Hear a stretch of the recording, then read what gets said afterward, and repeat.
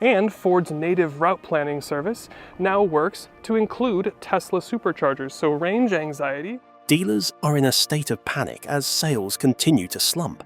Some pickup trucks haven't gained traction for months or even years. In a bid to move inventory, car agents are offering free upgrades and enticing freebies, hoping to attract buyers. And it's got loads more competition than it did when it first came out. The Sierra, Silverado EV, Hummer EV, and Tesla. Desperation is setting in as they struggle to sell these 9 pickup trucks that currently have little to no demand in the market.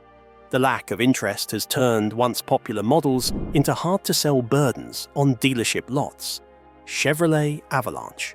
The Chevrolet Avalanche, produced from 2001 to 2013, represented a bold and unconventional approach to the traditional pickup truck. Combining features of both a pickup and an SUV, the Avalanche aimed to offer the best of both worlds. One of its standout features was the innovative midgate, a removable rear wall that separated the cabin from the cargo bed. When removed, it allowed the truck to extend its cargo space significantly, transforming it from a standard pickup to a vehicle capable of transporting longer or bulkier items. Despite its innovative design, the Avalanche faced challenges in achieving widespread popularity. The concept was somewhat polarizing. While it had a loyal group of enthusiasts, the truck's unique blend of SUV comfort and pickup utility didn't fit neatly into the market's existing categories. As a result, it struggled to find its place in the competitive pickup segment, particularly as more conventional trucks like the Chevrolet Silverado began to dominate. These trucks offered a simpler, more familiar design that appealed to a broader audience. Additionally, the Avalanche's design, especially its cab and rear section, was often seen as awkward or unattractive compared to the sleeker, more streamlined looks of its competitors. This turned off potential buyers who preferred a more traditional or aggressive truck aesthetic. Moreover, the growing popularity of other crossover and SUV models, such as the Chevrolet Traverse and the GMC Yukon, led many consumers to opt for these more versatile vehicles instead of a hybrid design. The Avalanche's dual-purpose nature seemed less appealing as SUV and truck buyers became more focused on either one extreme or the other. Despite its relatively short lifespan, the Avalanche remains a unique and memorable chapter in Chevrolet's history, representing an experiment in versatility that didn't quite resonate with the majority of the truck-buying public. Honda Ridgeline. The Honda Ridgeline, introduced in 2005 and still in production today, represents a unique approach to the pickup truck market, blending the features of a traditional pickup with those of a crossover SUV. However, from its inception, the Ridgeline faced skepticism and criticism from many of the core pickup buyers, who were accustomed to the rugged, body-on-frame construction typical of most trucks. The Ridgeline, in contrast, features unibody construction, much like a car or SUV, which made it stand out as more of a crossover with a truck bed rather than a traditional workhorse. This unibody design, while offering advantages in terms of ride comfort and fuel efficiency, led to doubts about the Ridgeline's ability to handle the tough tasks that pickup trucks are traditionally associated with, such as heavy towing, off-roading, and carrying extremely heavy loads. Hardcore truck enthusiasts, who valued ruggedness and the raw utility of pickups, often dismissed the Ridgeline as being too soft or insufficiently capable for serious truck duties. In their eyes, it wasn't a real truck, and its more refined, car-like characteristics made it feel like a compromise rather than a dedicated utility vehicle. Another factor contributing to the Ridgeline's struggles was its design. While the Ridgeline's bed was innovative in some ways, with features like an in-bed trunk for additional storage and a dual-action tailgate that could swing open horizontally, it lacked the raw, muscular appeal that traditional truck buyers desired. Its rounded, smooth body lines were far removed from the boxy, aggressive aesthetic typically favored by pickup truck enthusiasts. This design decision made the Ridgeline feel more like a vehicle meant for everyday commuters or urban dwellers, rather than something built for tough, off-road conditions. Despite these challenges, the Honda Ridgeline has gained recognition and respect over the years, particularly among buyers who prioritize comfort, safety, and practicality over sheer ruggedness. Its smooth, car-like ride and advanced safety features appeal to those who want the utility of a pickup without sacrificing the comfort and driving experience of an SUV or crossover. Furthermore, the Ridgeline's unibody construction contributes to better fuel efficiency, a significant advantage in an era where fuel economy is increasingly important to consumers. In recent years, the Ridgeline has developed a loyal following of drivers who appreciate its unique blend of features. It is especially popular among those who don't need a heavy-duty truck, but still want the flexibility of a pickup bed for carrying larger items. Additionally, the Ridgeline has proven to be more capable than many initially expected, with a surprising level of off-road capability, particularly in the more recent models. It has carved out a niche in the market for those who want the best of both worlds. A vehicle that combines the comfort and drivability of a car with the utility of a truck bed. Ford F-150 Lightning. The Ford F-150 Lightning, produced from 1999 to 2004, was a bold departure from the traditional image of the Ford F-150.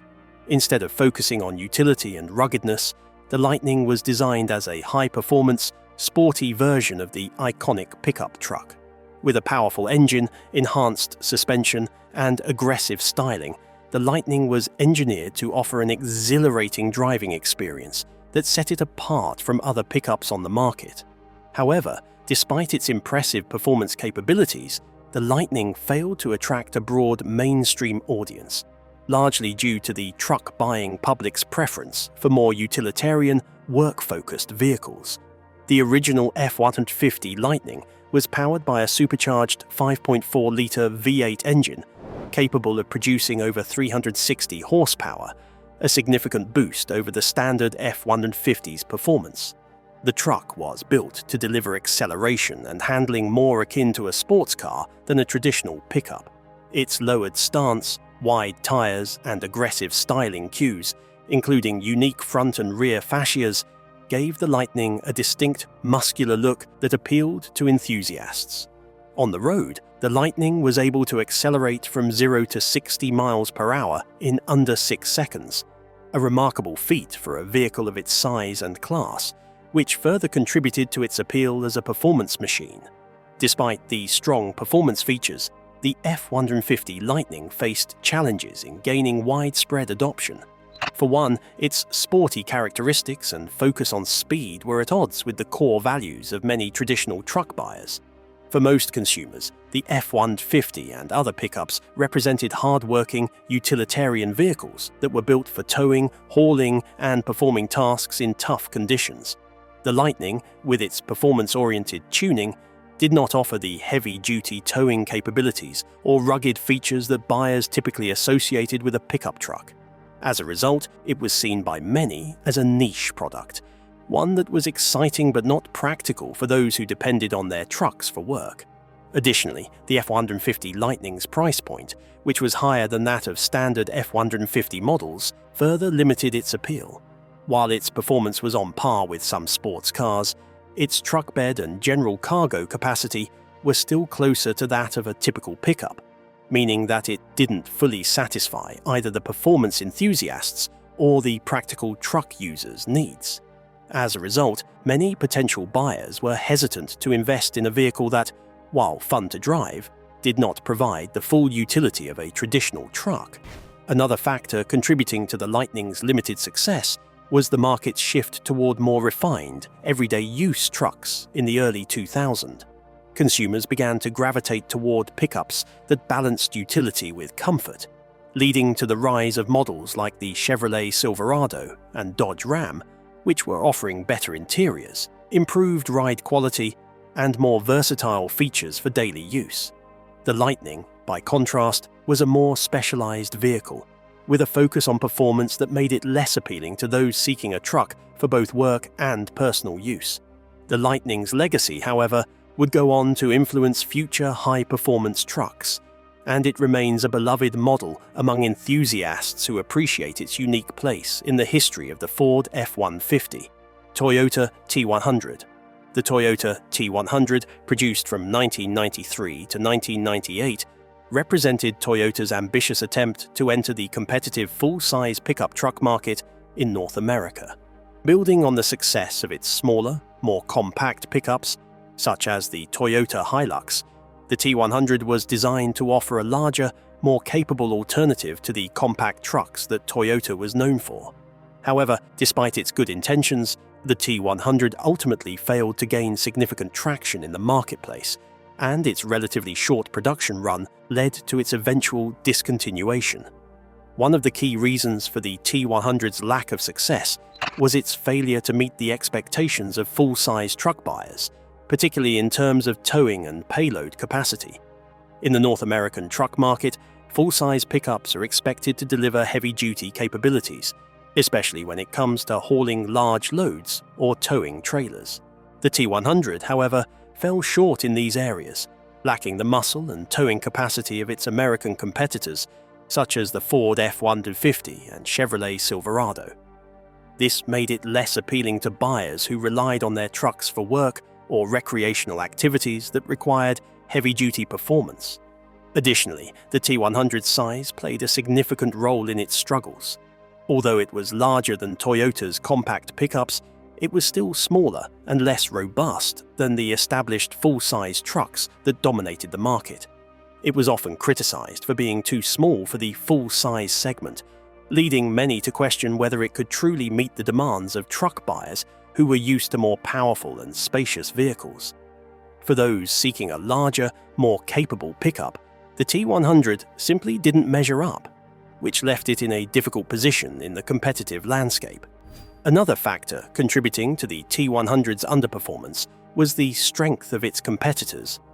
In the 90s, American manufacturers like Ford, General Motors, and Dodge had already solidified their dominance in the full-size truck market.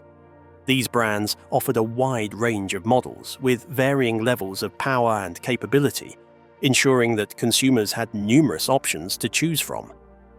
Toyota's relatively new entry into the full-size segment had trouble competing with the established reputation and offerings of these American trucks, which already had a loyal customer base. While the T100 was not a complete failure, it lacked the appeal and features that would have made it competitive in the full-size truck market.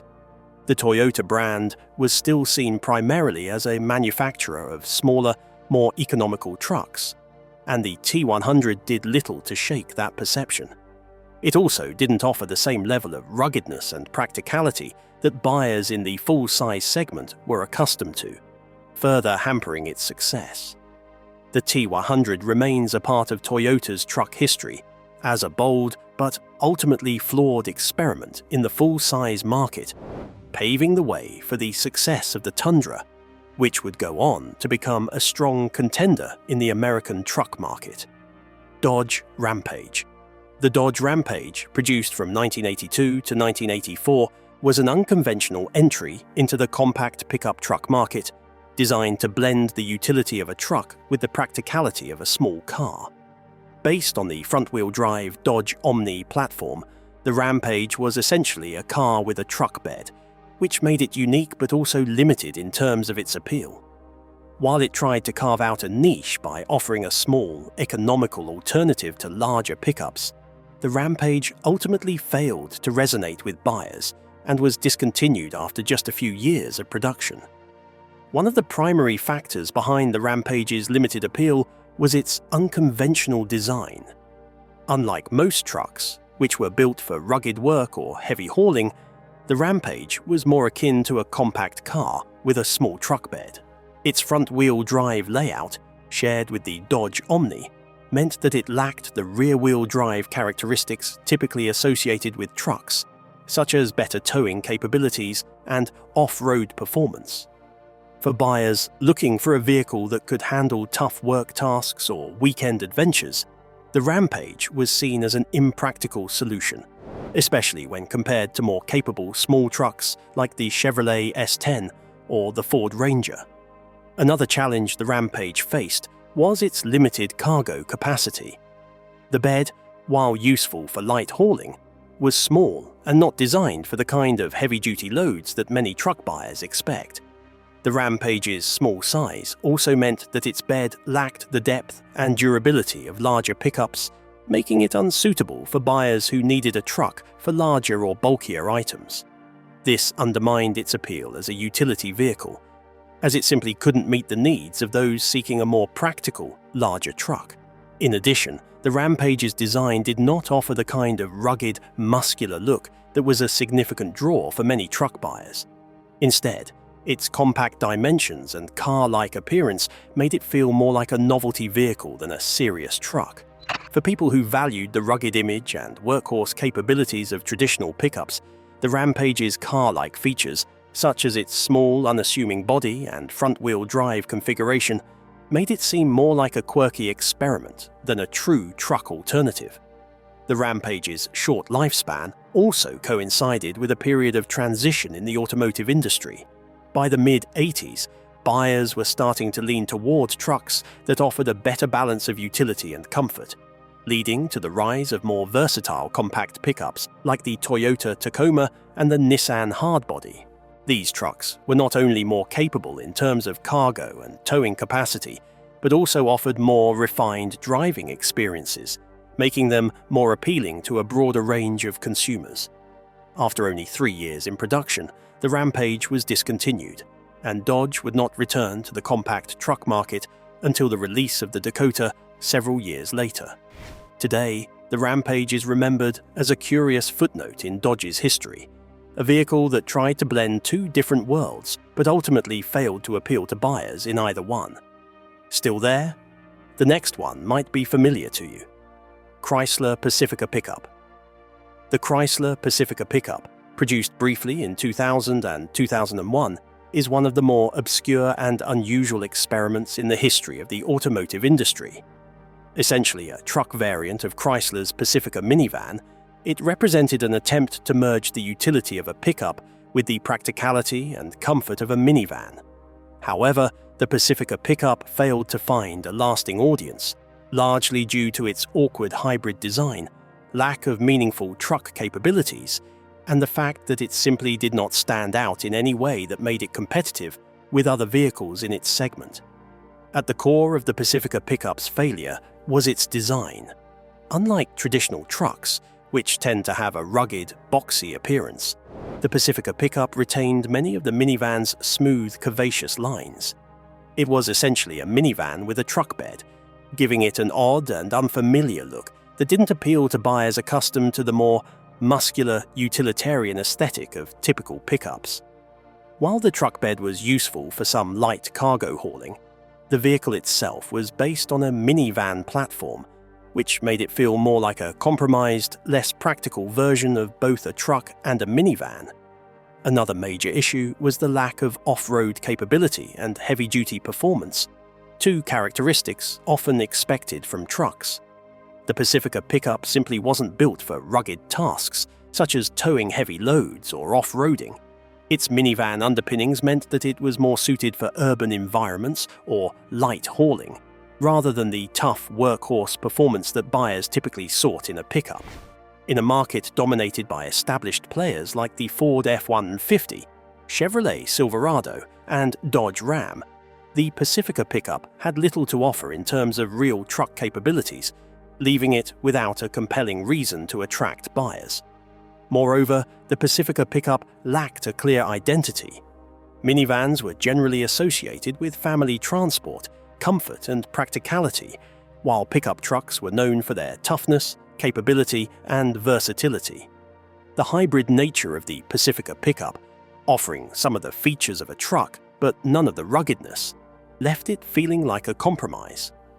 Buyers who were interested in a pickup typically desired a vehicle that could handle heavy loads and provide a strong towing capacity.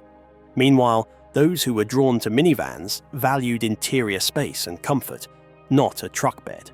The Pacifica pickup, straddling the line between these two categories, never fully satisfied the needs of either group, making it a product without a clear target audience.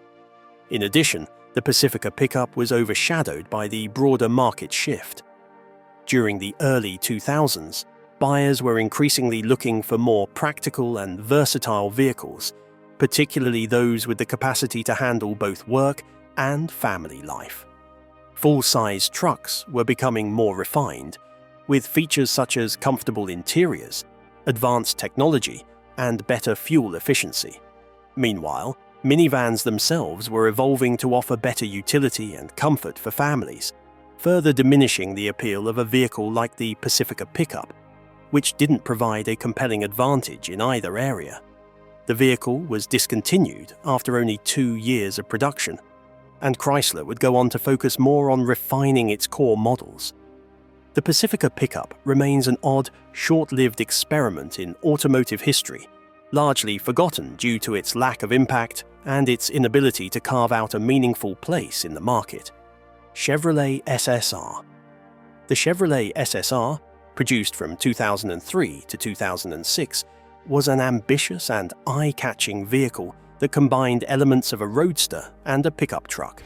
With its retro-styled design reminiscent of 50s Chevrolet pickups, the SSR stood out for its bold aesthetics, retractable hardtop, and convertible nature.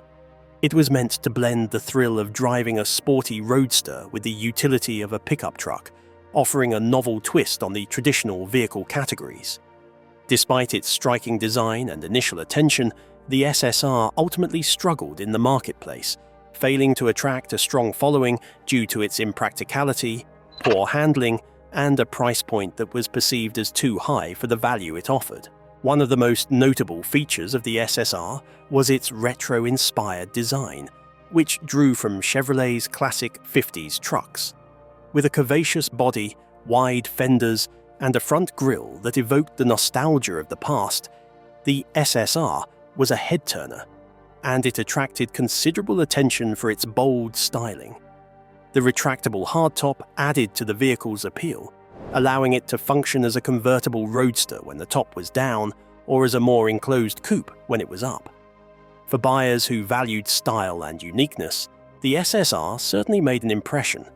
However, despite its eye-catching appearance, the SSR was a vehicle of contradictions.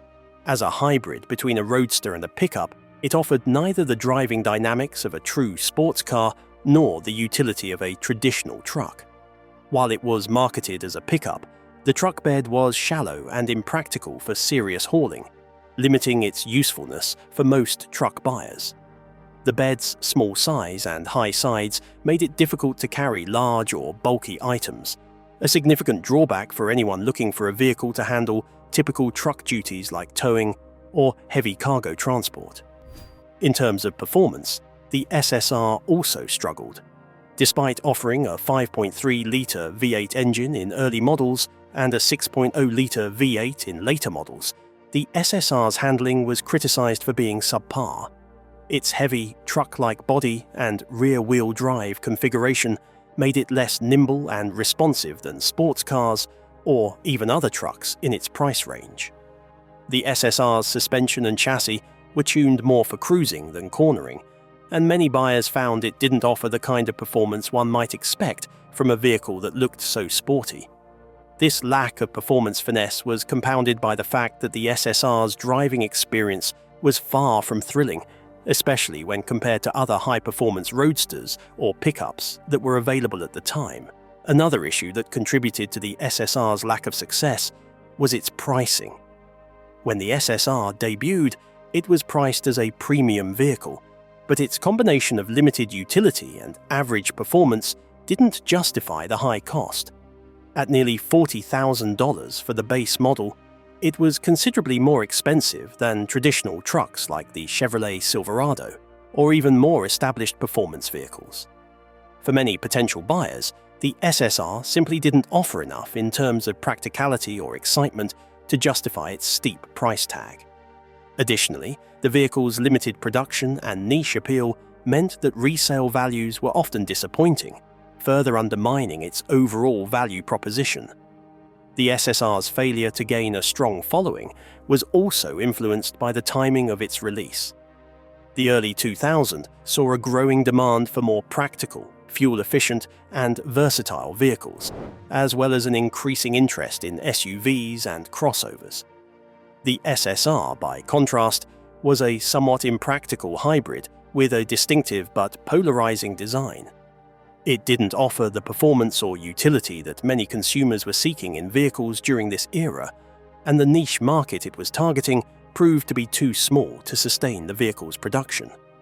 Despite its initial attention and stylish design, the SSR failed to deliver the combination of practicality, performance, and value that most buyers expect from their vehicles.